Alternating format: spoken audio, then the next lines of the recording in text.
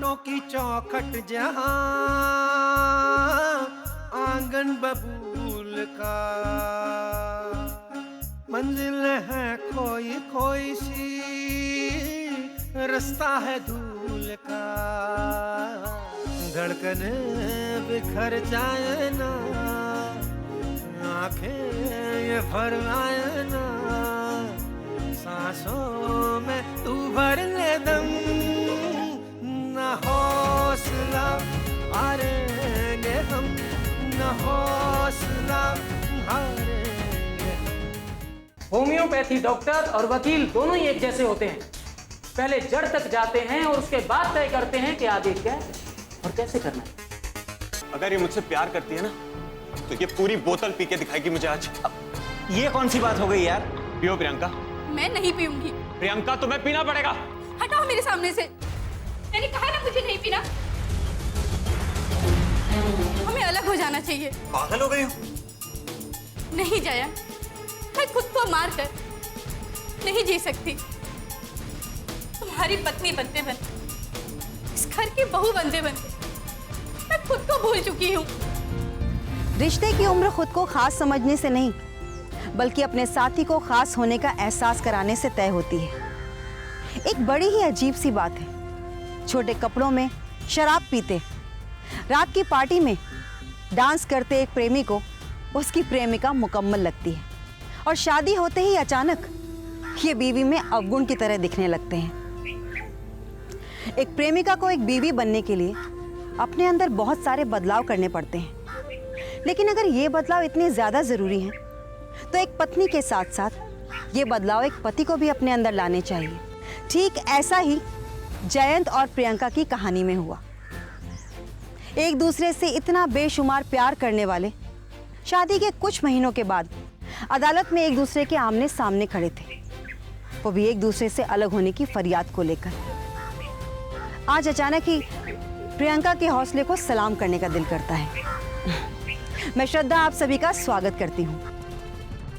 My Lord, मैं इस अदालत से दरख्वास्त करूंगी कि जयंत भाटिया और उसके परिवार को दहेज मांगने के लिए सख्त से सख्त सजा दी जाए और प्रियंका को उसका हक। That's all my Lord. पर इस बात का क्या सबूत है कि इन्होंने दहेज की मांग की थी? पुलिस के पास प्रियंका के माँ बाप के लिखित बयान है। पर अगर इन्हें पैसों की इतनी ही भूख होती तो ये बिना दहेज के शादी नहीं करते। क्योंकि प्रियंका ने उन्हें धमकी दी थी और रितेश के बयान भी है पुलिस के पास कि जयंत ने प्रियंका से बदतमीजी की है। पर बदतमीजी की सजा उम्र कैद नहीं हो सकती है जज साहब। और फिर मेडिकल रिपोर्ट में प्रियंका जी के बदन पर चोट के कहीं कोई निशान नहीं पाए गए थे, जिससे ये साफ होता है कि इनके साथ मारपीट नहीं हुई है। लेकिन मानसिक प्रताड़ना भी किसी चोट से कम नहीं होती। प्रियंका नौकरी करना चाहती थी, लेकिन उसके भविष्य को इन्होंने अंधकार में ढकेल दिया और मेरे मुवक्किल के बदन पे चोट के निशान ढूंढ रहे हैं। जज साहब, इस तरह की बातें मेरी समझ से बाहर है। अगर दहेज की मांग का कोई सबूत नहीं है तो इस केस को खत्म किया जाए और इन्हें आदेश दिया जाए कि ये लोग तलाक और निर्वाह राशि के लिए फिर से केस फाइल करें। That's all my Lord.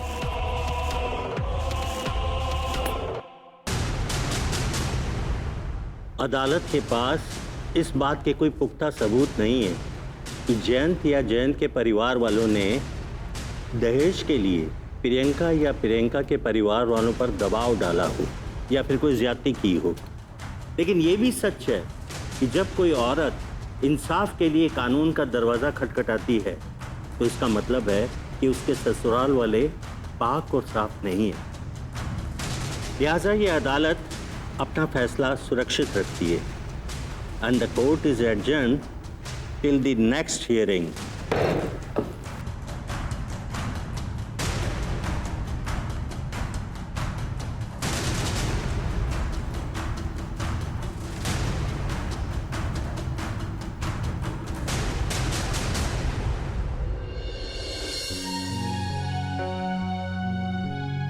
Priyanka, हाँ?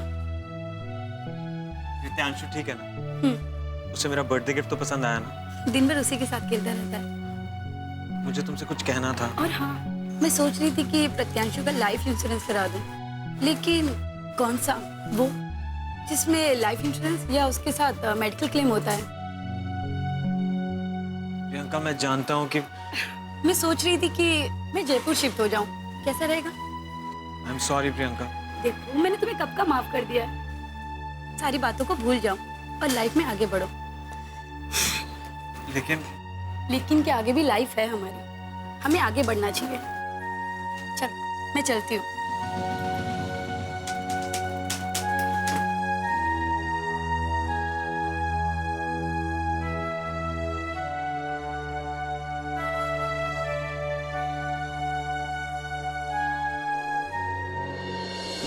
वकील साहब, इस केस के हारने का मतलब है कि हमें मोहल्ले के 10 लोग ताना कसेंगे कि भाटिया साहब के पास इतना पैसा होते हुए भी अपनी बहू से वो दहेज मांगते थे।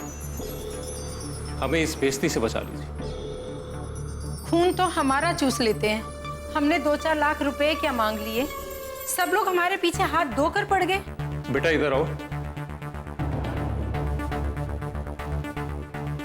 वकील साहब, अभी तो मेरे बेटे की पूरी जिंदगी पड़ी है, आपको कुछ ना कुछ तो करना ही होगा। एक उपाय है। अगर हम लोग ये साबित कर दें कि प्रियंका एक बदचलन औरत थी, तो ये केस हम जीत सकते हैं। जयंत बेटा, कॉलेज में कोई ऐसा लड़का था जो उसके करीब है, उससे उसका नाम जोड़ देते हैं। हाँ बेटा, कोई ना कोई तो होगा जिसके साथ हम उसका चक्कर चला सकते हैं, और फिर हर कोई विश्वास भी कर लेगा क्योंकि वो कॉलेज में उसके साथ था। और कोर्ट में कैसे तोड़ मरोड़ कर बोलना है, ये सब मुझ पे छोड़ दीजिएगा। बस आप सभी लोग ये कोशिश कीजिए कि अगर कोई लड़का पैसे लेकर ये बयान दे दे प्रियंका के साथ उसके अवैध संबंध थे, तो सब कुछ बटर की तरह स्मूथ हो जाएगा। जैन, तुम भी तो कुछ बोलो। क्या बोलूं? एक बाप जब अपनी बहू को बदचलन साबित करने के पे तुला हो, तो एक बेटा क्या कह सकता? बोल तो ऐसे रहे हो जैसे सारी गलती हमारी ही है। तुमने तो कुछ किया ही नहीं, तुम ही उसको औकात दिखाना चाहते थे। शादी करने के बाद हम सब ने मना किया था कि नहीं करनी हमको यहाँ पर शादी। मैंने कभी नहीं कहा कि गलती मेरी नहीं। वकील साहब, अब मुझे फर्क नहीं पड़ता कि कोर्ट क्या डिसीजन लेता है। सिर्फ आप एक काम करिए कि सारा इल्जाम आप मुझ पर डाल दीजिए और मेरे माँ बाप को इससे बचा लीजिए, क्योंकि प्यार तो वो मुझसे करती थी, लेकिन उसकी ये हालत मैंने अपनी झूठी मर्दानगी को संतुष्ट करने के लिए कर दी। गुनहगार तो मैं ही हूं।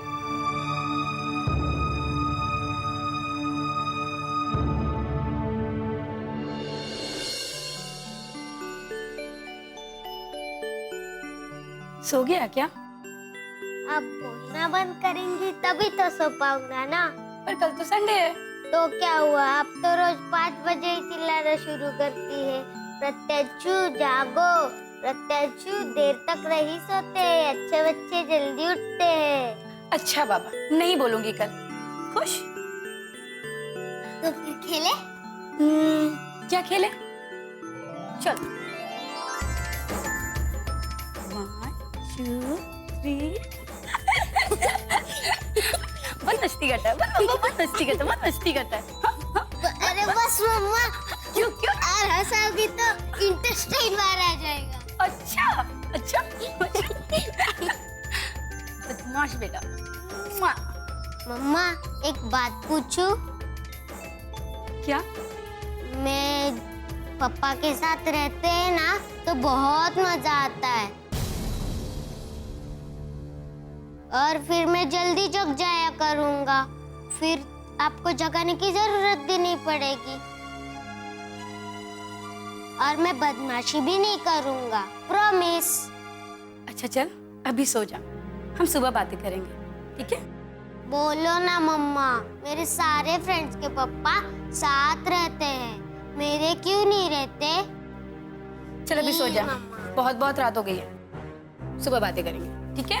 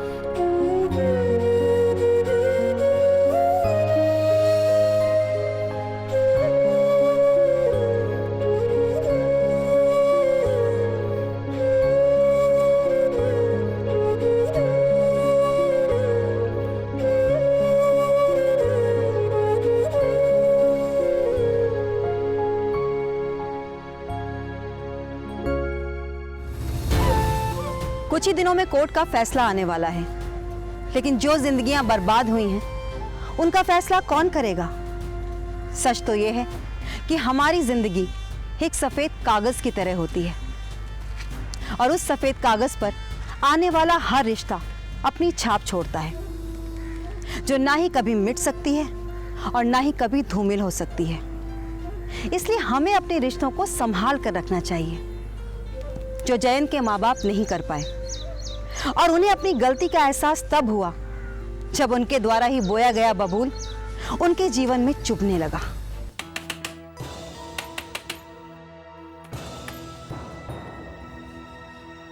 भैया क्या हुआ? अरे क्या हुआ? माँ, क्या हुआ? उन्होंने मुझे मारा। क्यों? पैसे की डिमांड कर रहे हैं, कहते अपने बाप से पैसे मांग के ला। तू परेशान मत हो, हम अभी उसे फोन करते हैं। जयंत जरा उसे फोन तो कर। मेरा क्या होगा माँ? तू परेशान मत, मेरा बच्चा। हाँ जयंत बोलो। हाँ जीजू, ये क्या प्रॉब्लम है? और मम्मी को फोन दो, मुझे उनसे बात करनी है। ये क्या तरीका है? ये आपने क्या किया? इस तरीका वरीका मैं कुछ नहीं जानता। अगर बेटी को घर भेजना है तो 10 लाख रुपए के साथ भेजना, वरना अपने घर में एक कमरा अपनी बेटी को दे देना। आप घर तो आइए, आराम से बात करते हैं। आराम से? इतने दिनों से तो मैं लाइफ में आराम ही चला रहा था। अब मुझे कुछ पैसों की जरूरत है, क्योंकि मुझे कुछ करना है, और वो पैसा तुम दोगे, वो भी जल्दी। इतना पैसा हम लोग कहाँ से लाएंगे? कहाँ से लाओगे? घर के बगल में बैंक है, जाके लूट लो। अब मुझे बहुत काम है, फोन रखो। क्या कह रहे हैं? 10 लाख मांग रहा है। 10 लाख? अब क्या होगा मेरा? मेरा क्या होगा? तू परेशान मत हो। सब कुछ खत्म हो गया, सब कुछ खत्म। ये केस वो जीतेंगे नहीं, ये तो श्योर है। बस उन्हें कड़ी से कड़ी सजा दिलाने के लिए ये चाल तैयार कर रही हूँ मैं। ये केस मैं उन्हें हराने के लिए नहीं, बल्कि खुद जीतने के लिए कर रही हूँ।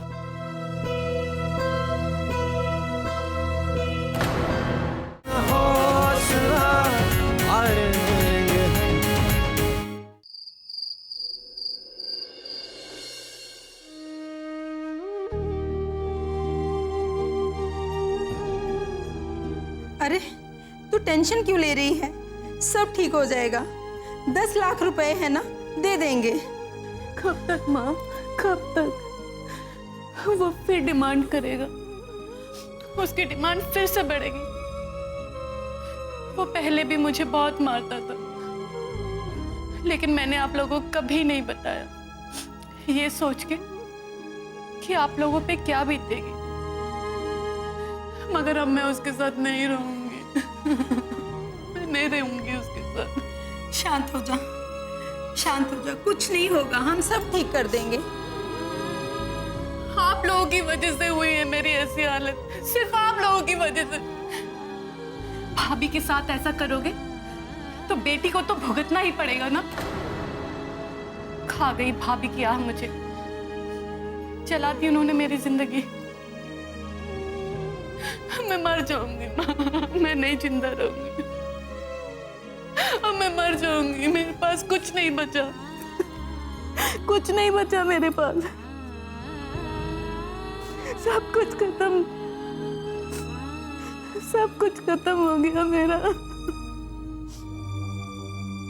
मेरी जिंदगी तबाह हो गई।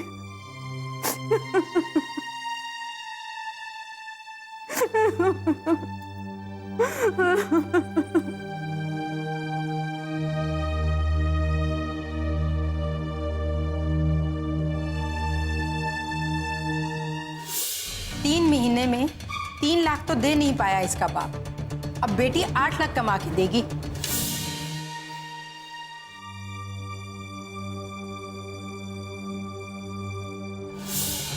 अब मैंने उसके लिए इस घर को जेल ना बना दिया तो मुझे कहना।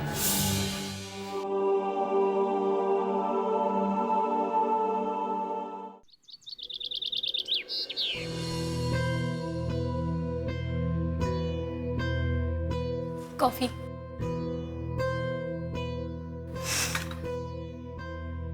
ये केस वो जीतेंगे नहीं, ये तो श्योर है। बस उन्हें कड़ी से कड़ी सजा दिलाने के लिए ये चाल तैयार कर रही हूँ मैं।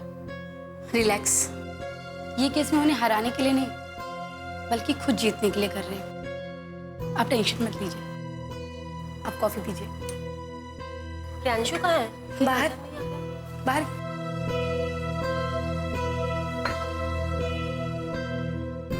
बेटा हमें माफ कर देना, हमें समझने में थोड़ा देर हो गई कि आग ये नहीं देखती कि कौन सा घर चल रहा है। हमने तुम्हारा घर चलाने के लिए जो आग लगाई थी, देखते ही देखते उस आग में हमारी बेटी का घर चल गया। हम समझ ही नहीं पाए, जैसे माधुरी मेरी बेटी है वैसे तुम भी किसी के घर की बेटी हो। ये मत समझना कि हम सजा के डर से यहाँ आए, हम तो अपनी गलती स्वीकार करने और माफी मांगने के लिए। हमें माफ कर दो बेटा, बस यही कहने आए थे।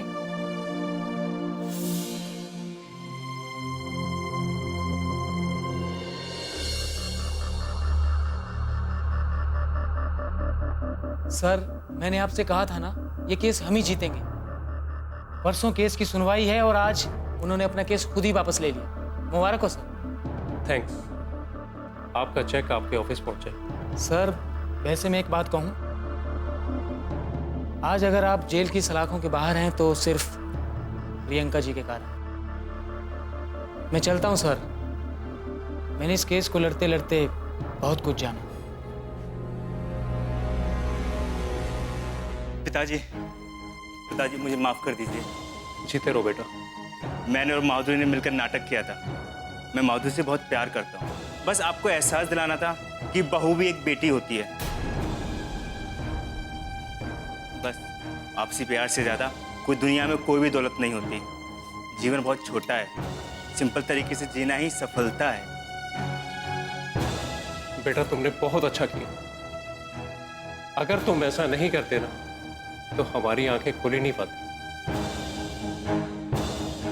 बेटा, हमको समझने में बहुत देर लगी। जा बहू को अब घर ले आ।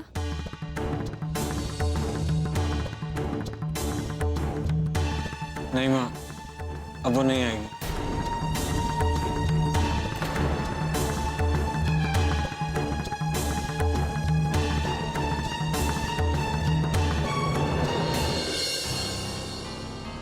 मैंने कोर्ट में आपके खिलाफ जो कुछ भी कहा या सो कॉल्ड आपसे बेइज्जती से पेश आया या मैंने जानबूझकर आपके सेंसिटिव जोन्स के सवाल किए, वो मेरा काम था।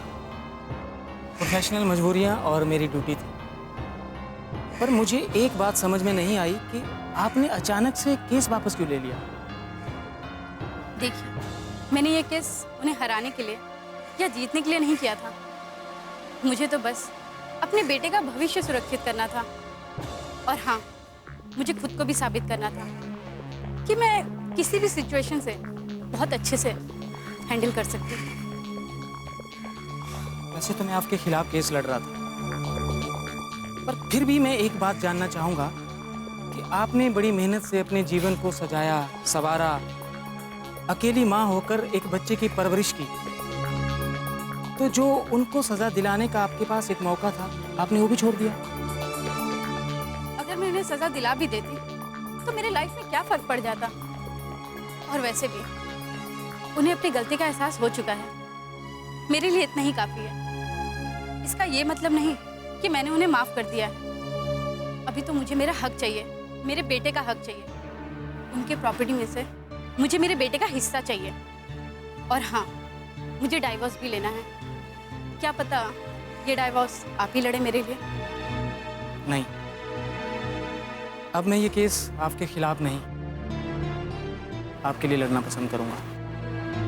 और मैं आपसे एक बात जरूर कहना चाहूंगा कि सच्ची जीत और सच्ची हार कानून और वकील तय नहीं करते, एक हौसला तय करता है। और आप हौसले की एक मिसाल है।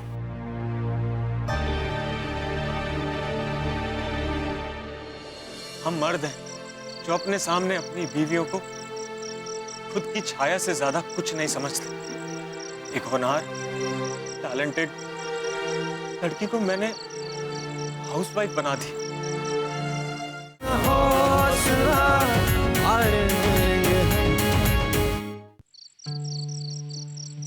यार ठीक है ना, अब इतना भी बुरा मत फील कर। नहीं यार, मैं बुरा नहीं फील कर रहा हूं, बल्कि मुझे तो संतुष्टि है कि वो जहां कहीं भी है उसे थोड़ी बहुत खुशी मिल रही है। इतने दिनों से वो अकेले ही लड़ रही है। अब ऐसे समय में अगर उसका साथ देने के लिए कोई हाथ बढ़ाता है तो शायद अगर उसकी जगह मैं भी होता तो वो हाथ थाम लेता।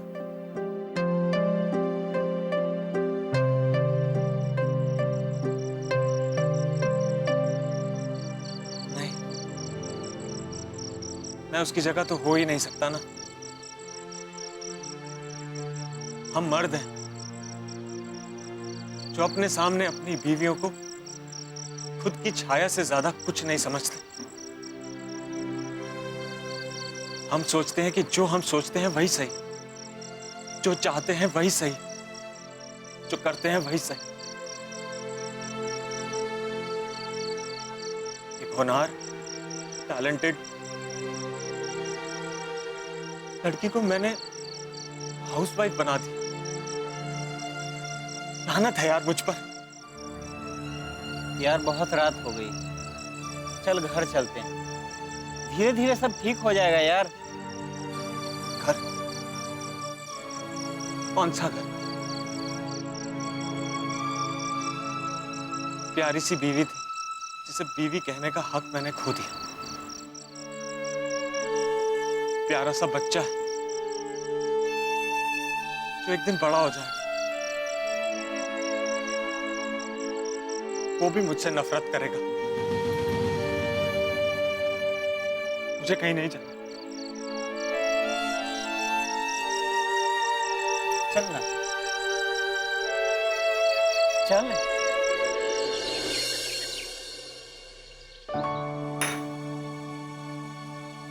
अच्छा, मैं अब चलता हूँ। कल शाम को ऑफिस से लौटते वक्त आपको पिक करके आऊंगा। Thank you so much.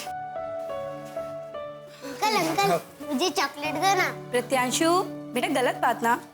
डांट क्यों रहे? अरे ये तो अच्छा बेटा, मैं कल आपके लिए ना पक्का चॉकलेट लाऊंगा, बहुत सारे चॉकलेट लाऊंगा, ठीक है? ये हम नहीं तय कर सकते कि प्रियंका का केस वापस लेने का फैसला सही था या गलत, क्योंकि ये प्रियंका का व्यक्तिगत निर्णय था। प्रियंका चाहती तो अपने ससुराल वापस जा सकती थी और उस सूरत में जीत भी प्रियंका की ही होती। एक अकेली मां होकर उसने ना सिर्फ कानूनी लड़ाई लड़के अपने बच्चे के भविष्य को सुरक्षित किया, बल्कि अपने जीवन को भी नई दिशा दी। संभव है कि कल को प्रियंका और चौटाला एक हो जाएं, और इधर जयंत को भी ये समझ में आ गया था कि उसका सब कुछ बर्बाद हो गया है, लेकिन अब उसके पास पछताने के अलावा और कुछ नहीं बचा था। मैं श्रद्धा अब आप सबसे विदा लेती हूँ। अगली कहानी में हौसलों के अफसानों के साथ आपसे फिर मिलूंगी। इसी जज्बे के साथ, न हौसला हारेंगे हम।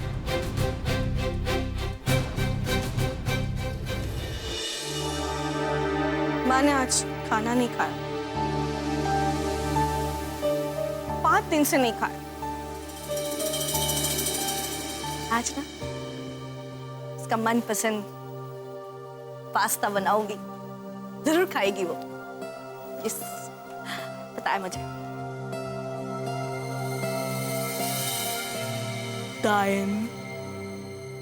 डायन हूँ मैं। या पागल।